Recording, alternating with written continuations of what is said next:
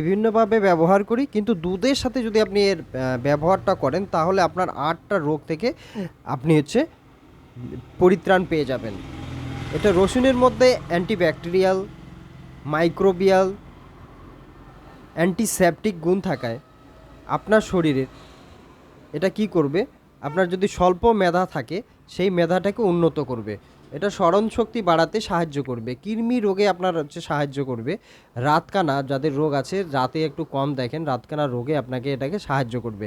কারো যদি শরীরে চুলকানি হয়, এটা যদি বেশি দিন আপনি ইউজ করেন তাহলে সেটা আপনার চুলকানিটা কমে যাবে। পাথুরি রোগে, কিডনি পাথরে আপনার যদি এটা সাহায্য করবে।